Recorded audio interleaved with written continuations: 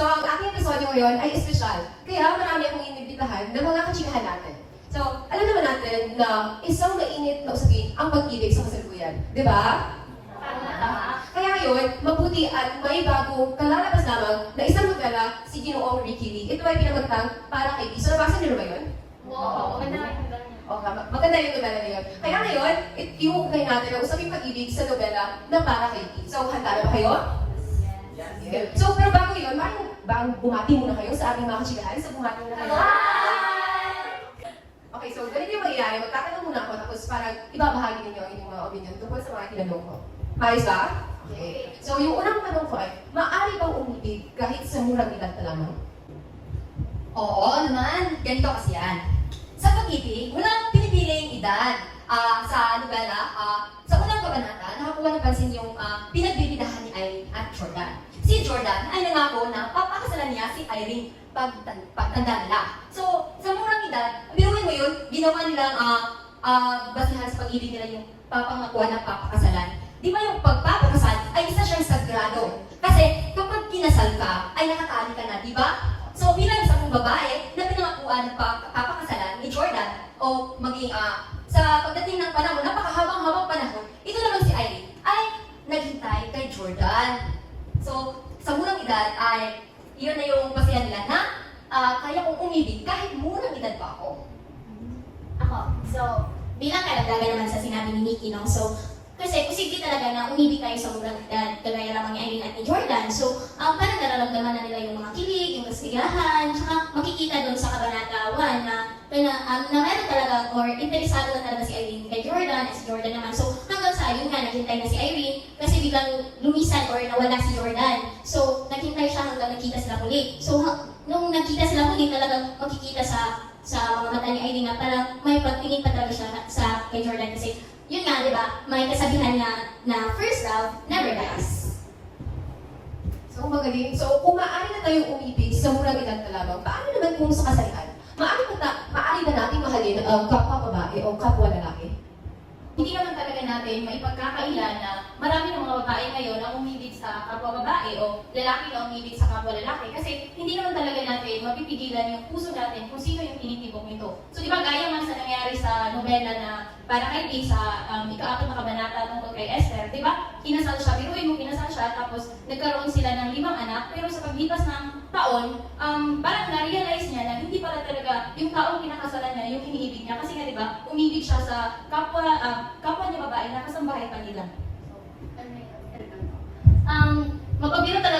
May pagbiro talaga ang tadhana dahil alam naman natin na nagkaasawa na si Esther, na si Lucio, nagritaan na lang ng kamakailan lang na matay si Lucio. At iba si Esther ay hinahangaan niya si Sarah. At para bang binigyan sila ng pagkakataon na magpatuloy ang pagmamahalan ni Esther at Sarah. So, base naman sa karanasan ko, hindi naman masamang magmahal ng kapwa mo babae dahil wala namang basihan kung mahal mo talaga ang isang tao. Totoo naman kasi talaga. Nakakita naman talaga yung sa perspective ng bawat tao. So, hindi natin maaaring husgahan yung mga tao nagmamahal ng mga kapwa nila. Kasi wala naman tayo sa posisyon nila para magsabi ng masama. So, ganun siya. So, para naman, sa panibagong katanungan ko, kailan mo ba masasabing mahal mo ang isang tao? So, ano ba yung mga senyales? O paano mo sabi, mahal ko itong tao ko? Paano ba? Ako kasi para sa akin, so masasabi ko mahal ko yung isang tao kung may nararamdaman ako sa kanya talaga. Tapos na-attract ako sa tao kung paano niya ako kausapin, or yung mindset niya, or yung mga humor ng isang tao. So katulad dun sa ikatlong kabanata, no? So nahulog yung loob ni Jake kay Erica dahil nung nagkikwento si Erica kung saan siya nanggaling, akala ni Jake na nagbibiro lamang si Erica. So ayun, katulad sa kwento nila, nahulog yung loob ko rin dahil sa humor at ganoon din kay Jake. Pero syempre, iba-iba pa rin tayo ng mga senyales kung paano tayo nahuhulog sa isang tao or kung paano natin nare-realize na mahal natin sila. Kasi katulad din sa kwento nila na nung sa part ni Erica, doon niya lang napagtanto na mahal niya si Jake nung nagsisiping sila dun sa banda ng huli. Tapos si Jake naman, nalaman niya na mahal niya si Erica nung palang nagkwento si Erica tungkol kung saan siya nanggaling o kung ano yung kwento niya. So, paano mo naman malaman kung mali o tama yung taong minamahal mo ngayon o minahal mo?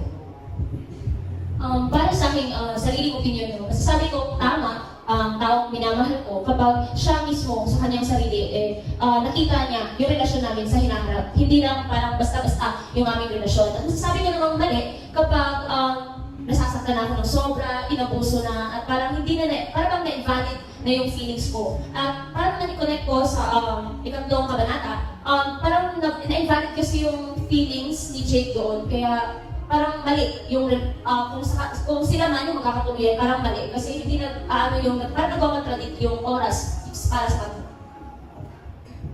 So, bilang kalagdagan, kasi hindi naman lahat na parang pain or yung kapag nasaktan kasi isang pagmamahal ay hindi na tama o maling tao siya. Depende pa rin kung gaano kalala yung sakit na itinulod sa'yo. Kasi kung yung sakit na yun ay ang dahilan kung bakit naging iba ka, parang yun hindi na siya tama, di ba? So may mga ganoon pa rin kailangan natin i-consider ng mga pagkakataon. Kasi sa pagmamahal, sabi nga nila, sa pagmamahal, hindi naman palaging masaya, may mga panahon pa rin na nagkakasikitan talaga. Pero kung alam niyo naman na hindi na mabuti yung sakit na dulot, titigil niyo na. Kasi hindi na siya, parang magiging toxic na siya, kumbaga. So, ngayon naman, parang sa akin, mahirap magmahal kapag ikaw mismo, hindi mo naranasang mahalin nung bata ka pa. Kasi nga, sa katunayan, hindi ako pinalaki ng mga magulang ko, ibang tao yung nagpalaki sa akin. Kaya parang ang hirap magbigay ng pagmamahal kung ikaw mismo walang pagmamahal sa puso mo. Kaya mayroon bang mga ganun na mga pangyayari sa inyo na parang, ay, ewan ko kung kaya ko ba magmahal yung mga ganun na mga pangyayari. Okay, so para sa katanungan mo, nais ko ibahagi sa halimbawa na nagmula sa nobelang Parakipi na kung saan yun yung kabanata ni Bessie. Si Bessie kasi isang babae na hindi niya nadarasang mahalin mula pa nung bata siya dahil sa mga pangyayari sa buhay niya nung bata pa siya. Kaya naman, kasi yung pagmamahal na yun ay parang hindi kagaya kapuro yung pagmamahal noon. Kasi noon ay parang tradisyonal talaga. Ngunit ngayon yung mga kabataan ay nagmamahal na lang sila para sa mga gusto nila, like for example, kagaya kay Bessie, sa sex scam. Ganon yung nangyari kay Bessie. So, kumbaga, yung pagmamahal na yun ay parang laro-laro na lamang. So, di ba din? Sumasang-ayon ako sa sinabi ni Laika kasi katulad nga ni Bessie, binibigyan niya ang kanyang sarili hindi dahil sa pagmamahal, kundi sinisira niya yung relasyon ng iba. Kumbaga, siya ay naging homewrecker dahil sa ginawa ng kanyang mga magulang sa kanya. Siya ay ginagusto at inagrabyado. Kaya hindi talaga natin masisisi ang isang tao kapag may ginagawa siyang mali or nagiging frosty siya.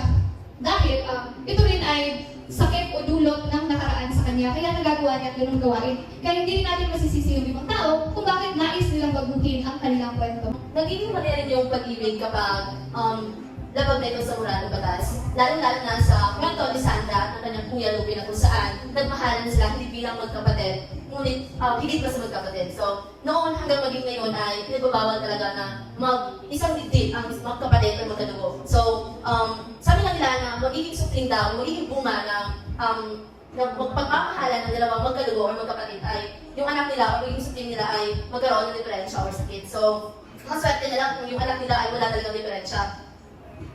Karagdagan rin sa sinabi ni Antoinette na nagiging mali talaga ang pag-ibig kapag sa tingin ng mga tao ay mali talaga. Kagaya na lang sa karanasan ng aking pinsan na nagkaroon talaga sila ng pag-iibigan. So, humahatol na sila na nagtatali at saka nagtatabi sa isang kwarto na mali talaga sa paningin hanggang sa naabutan sila na nagyakapan, doon na nagkakaroon ng kawayan ng bawat pamilya na hanggang ngayon ay hindi pa rin nasusolusyonan ang kanilang ang pangyayari. Ngayon, ang lalaki ay may sariling pamilya na, yung babae naman ay may nag-aaral. So, mali talaga yung ginawa nila na kagaya sa kwento nga ni Sandra at Lope na sila ay magkakapit na nagkaroon talaga sila ng anak. Kaya nga, so napag-usapan natin yung kailan ba natin malaman kung tama ang pagmamahal na yun. Ulit hindi natin napag-usapan kung kailan naman magiging mali yung pagmamahal. Kaya mabuti at ilagdag ng ating mga katsikahan. Kaya nga, kung iisipin natin, kapag kasi nagmahal tayo, hindi dapat puso lang yung ginagamit. Dapat ginagamit lang natin yung utak natin. Kaya nga, sabi nga nila, kaya mas nasa ibabaw yung utak. Kasi minsan, yung puso natin, hindi siya laging tama. Kaya, oo, huwag tayong magpadala sa emosyon lamang. Dapat gamitin natin yung mga utak natin. Kasi kung alam natin mali, ba't tayo pagpapatuloy, di ba? Kasi kung mali siya, wala naman yung magandang bunga. Di ba? So, para sa mga katsikahan natin dyan, kung mayroon kayong mga katanungan, ay i-comment nyo lang. Kasi sasagutin ng ating mga katsikahan sa susunod na episodyo. So, hanggang sa muli,